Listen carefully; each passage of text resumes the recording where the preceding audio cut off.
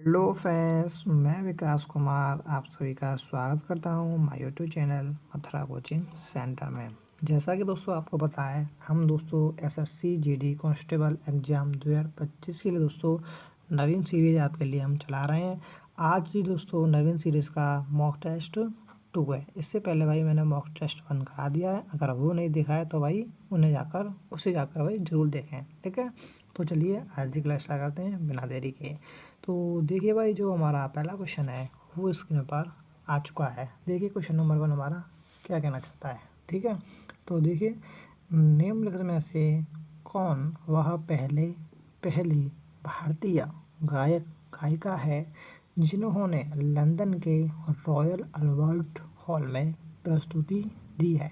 Option number A R Rahman, option number B Asha Bhosle, option number C है Lata Mangeshkar, option number D है K Yesudas, ठीक है।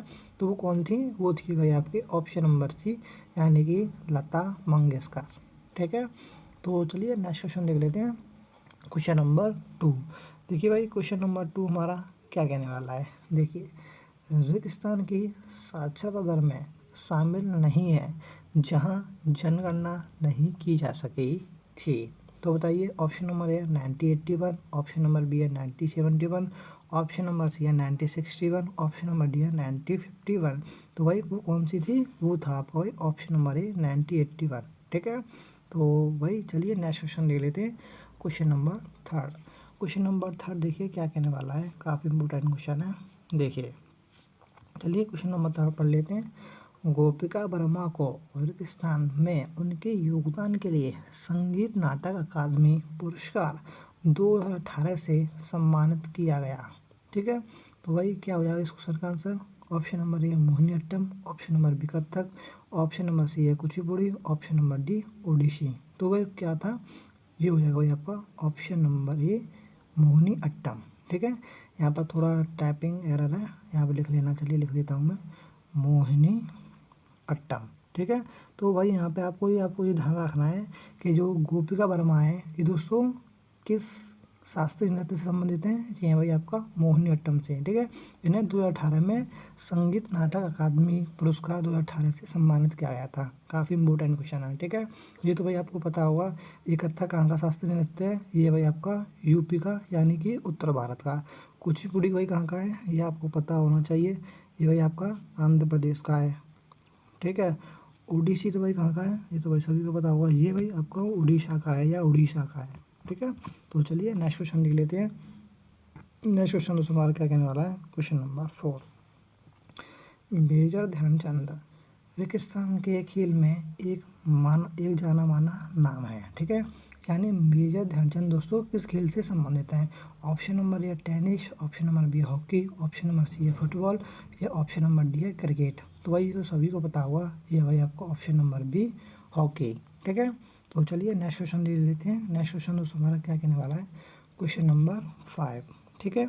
चलिए, आधुनिक आवर्त सारणी में 18 ऊर्ध्व स्तंभ हैं जिन्हें समूह कहा जाता है, और रेगिस्तान क्षैतिज पंक्तियाँ होती हैं जिन्हें आवर्त कहा जाता है, ठीक है।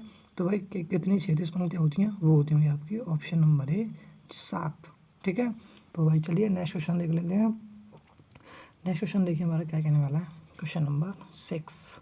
देखिए, लाहो नृत्य शैली का संबंध निम्नलिखित में से किस राज्य से है? ठीक है, मेघालय से है, मणिपुर से है, अरुणाचल प्रदेश से है, या नागालैंड से है।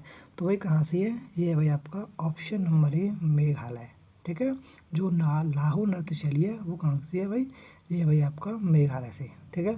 और भी यहाँ देखिए, जैसे कि अगर मैं बताऊँ, एक होता है आपका भाई नोक्रेम, ठीक है, नोक्रेम ऐसी कुछ है, ठीक है। और एक होता है भाई आपका, क्या नाम है उसका, बेहदी कलम, ठीक है। लिख लेना भाई, मैं उंगली से लिख रहा हूँ, ज़्यादा सही तरह से नहीं लिख पाता हूँ। बेहदी कलम है एक, ये आपको भाई ध्यान रखने हैं, दोनों तीनों, ठीक है। और नेक्स्ट क्वेश्चन देख लेते हैं, क्वेश्चन नंबर 7, ठीक है। यहाँ पर क्वेश्चन नंबर नहीं टाइप हो पाया, ये क्वेश्चन नंबर हमारा 7 है। भारतीय संविधान का निम्नलिखित में से कौन सा आर्टिकल भारत के चुनाव आयोग से संबंधित है? ठीक है, कौन सा है भाई? ये हो जाएगा हमारा ऑप्शन नंबर सी 324। जो 324 आर्टिकल है वो दोस्तों किससे संबंधित है? भारत के चुनाव आयोग से। ओके, चलिए नेक्स्ट क्वेश्चन देख लेते हैं। क्वेश्चन नंबर 8, निम्नलिखित में से कौन सा त्यौहार 25 दिसंबर को पूरे विश्व में मनाया जाता है? तो भाई बताइए। Option number A Christmas, option number B Diwali, option number C है होली, ऑप्शन नंबर डी है ईद। तो भाई वो कौन सा त्यौहार है इन चारों ऑप्शनों में से जो 25 दिसंबर को पूरे विश्व में मनाया जाता है? वो है भाई आपका ऑप्शन नंबर ए यानी क्रिसमस। ठीक है, आपको दोस्तों ध्यान रखना है जो 25 दिसंबर को दोस्तों हम क्या मनाते हैं? सुशासन दिवस भी मनाते हैं, ये ध्यान रखना, पूछा जाता है सुशासन दिवस। और दोस्तों क्यों मनाते हैं ये दोस्तों आपको बताना है। ठीक है, तो नेक्स्ट क्वेश्चन देख लेते हैं। क्वेश्चन नंबर 9, क्वेश्चन नंबर 9 क्या कहने वाला है? भारत में हरित क्रांति मुख्य रूप से रेगिस्तान के उत्पादन के सुधार पर केंद्रित थी। तो बताइए, गेहूं और धान, या गेहूं और मक्का, या कपास और मक्का, या ऑप्शन नंबर डी धान और कपास। ठीक है, जो हमारी भारत में जो हरित क्रांति थी वो मुख्य रूप से दोस्तों गेहूं और धान के उत्पादन के सुधार पर केंद्रित थी, यानी option number A correct answer. Next question देख लेते हैं भाई।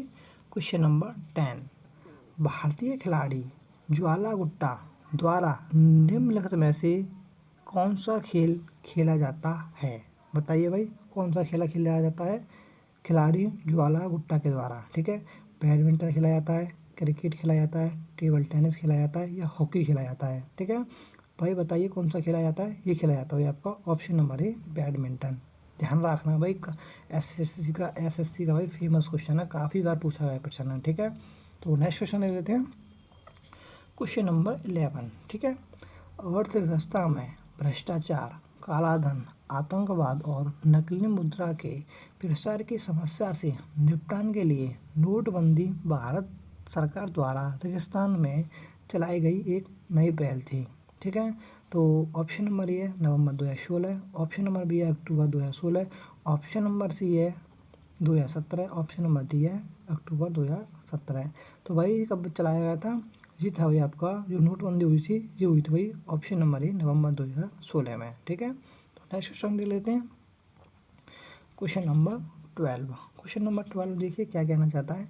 जब कोई व्यक्ति बिना कोई दूसरी नौकरी ढूंढे एक नौकरी छोड़ देता है, ठीक है, क्वेश्चन में क्या लगा हुआ है? या तो स्वेच्छा से या अनिच्छा से, तो वह रेगिस्तान से गुजर रहा है। भाई बताइए, ऑप्शन नंबर ए मौसमी बेरोजगारी से गुजर रहा है, ऑप्शन नंबर सी है प्रच्छन्न बेरोजगारी से, ऑप्शन नंबर सी है चक्रीय बेरोजगारी से, ऑप्शन नंबर डी घर्षणात्मक बेरोजगारी से। ठीक है, तो भाई कौन सी बेरोजगारी से जो गुजर रहा है वो गुजर रहा है भाई ऑप्शन नंबर डी यानी घर्षणात्मक बेरोजगारी से। Option number D correct answer. ठीक है, तो नेक्स्ट क्वेश्चन देख लेते हैं। क्वेश्चन नंबर 13, क्वेश्चन नंबर 13 देखिए क्या कहने वाला है। भारत में हरित क्रांति के बारे में निम्नलिखित कथनों को पढ़िए। ठीक है, तो जो कथन देखिए पहला दे रखा है उसको पढ़ लीजिए। भारत में हरित क्रांति उस अवधि को संदर्भित करती है जब भारतीय कृषि आधुनिक तरीकों को प्रौद्योगिकी जैसे कि एचआईवी बीजों, ट्रैक्टरों, सिंचाई सुविधाओं, कीटनाशकों और उर्वरकों के उपयोग के कारण एक औद्योगिक प्रणाली में परिवर्तित हो गई थी। ठीक है, तो ये भाई कथन हमारा पहला वाला भी सही है अभी तो। ठीक है, दूसरा कथन पढ़ लेते हैं। इसे अमेरिका और भारत सरकार तथा फोर्ड और रॉकफेलर फाउंडेशन द्वारा वित्त घोषित किया गया था। ये भी बात ठीक है। ठीक है, यानी कि ये दोस्तों आपके दोनों कथन हैं, ये दोस्तों हमारे ठीक है, यानी ऑप्शन नंबर ये बिल्कुल हमारा ठीक है यहाँ पर। ठीक है ना, एक और दोनों ठीक है भाई। तो नेक्स्ट क्वेश्चन देख लेते हैं। क्वेश्चन नंबर 14, क्वेश्चन नंबर 14 देखिए क्या कहने वाला है। निम्नलिखित में से कौन सा उत्सव गुजरात का एक उत्सव नहीं है? ठीक है, इनमें से भाई कौन सा नहीं है ये आपको बताना है। जी देखिए यहाँ पर पढ़ लेना। पैराग्लाइडिंग महोत्सव, ऑप्शन नंबर बी उत्तरायण पतंग महोत्सव, ऑप्शन नंबर सी कच्छ महोत्सव, ऑप्शन नंबर डी सनबर्न महोत्सव। ठीक है, तो ये जो ए और बी और सी ये दोस्तों कहाँ के हैं? ये दोस्तों कहाँ के महोत्सव हैं? ये हैं भाई आपके गुजरात के। बट दोस्तों आपका ऑप्शन नंबर डी है सनबर्न महोत्सव दोस्तों नहीं है। ये दोस्तों आपको बताना है ये कहाँ का है, काफ़ी इंपॉर्टेंट क्वेश्चन है ये भाई आपका क्वेश्चन जो है होमवर्क के लिए। होमवर्क क्या है आपका, ये बताना है जो सनबर्न महोत्सव है ये कहाँ का है। ठीक है ना, तो नेक्स्ट क्वेश्चन देख लेते हैं।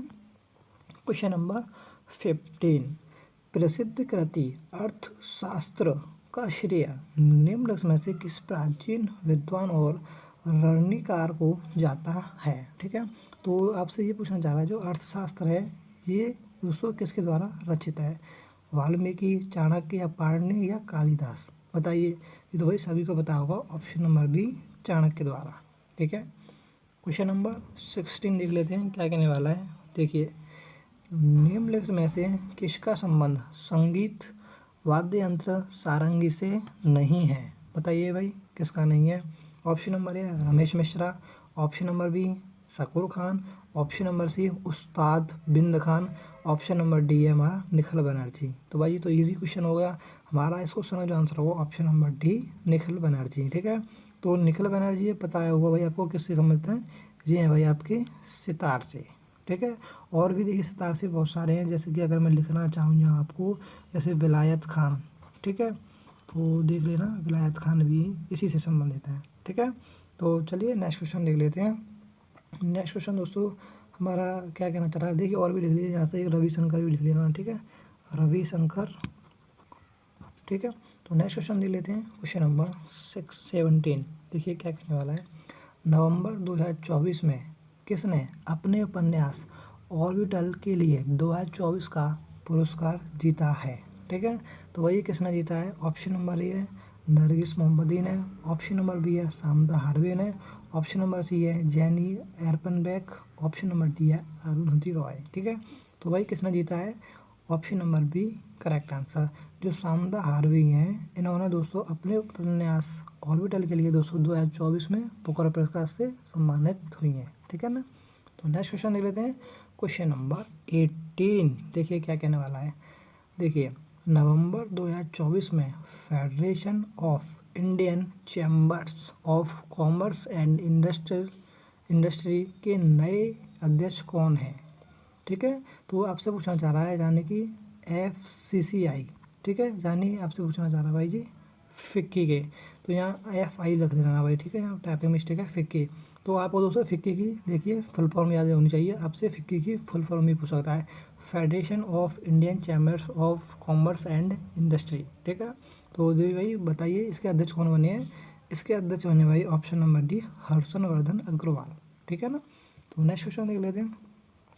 क्वेश्चन नंबर 19, 73वीं मिस यूनिवर्स का खिताब किसने जीता है। बताइए भाई। ऑप्शन नंबर है विक्टोरिया, ऑप्शन नंबर बी है Kristina Piskova, option number C है Riya Singha, option number D है ध्रुवी पटेल। ठीक है, तो भाई किसने जीता है, ये जीता है भाई आपको ऑप्शन नंबर है विक्टोरिया कैजर थेलविग ने। ठीक है ना, तो नेक्स्ट क्वेश्चन देख लेते हैं। क्वेश्चन नंबर 20 जी दोस्तों हमारा जो क्वेश्चन होगा ये दोस्तों हमारा लास्ट क्वेश्चन होगा, क्योंकि दोस्तों SSC GD में आपको पता होगा कि आपके टॉप जो क्वेश्चन पूछे जाते हैं जीके GS के वो 20 ही पूछे जाते हैं। ठीक है, तो यहाँ पर हमारा ये आज मॉक टेस्ट का दोस्तों लास्ट क्वेश्चन होगा। ठीक है, देखिए पढ़ लेते हैं क्या है। हाल ही में RBI के नए 26वें गवर्नर कौन बने हैं। ठीक है, तो भाई वो कौन बने हैं, वो बने भाई हमारे ऑप्शन नंबर है संजय मल्होत्रा। ठीक है, और 25 में कौन थे, 25 में भाई हमारे ये ध्यान रखना 25 में थे भाई हमारे शक्तिकांत दास। ठीक है, तो ठीक है, तो भाई यहाँ पर हमारा जो नवीन सीरीज का जो मॉक टेस्ट 2 था ये दोस्तों हमारा यहीं समाप्त होता है। और अगर आपने दोस्तों वीडियो यहाँ तक देखी है तो आप दोस्तों कमेंट में भाई ज़रूर बताएंगे आपका दोस्तों कितना स्कोर रहा। ठीक है, तो भाई चलिए वीडियो यहीं समाप्त करते हैं।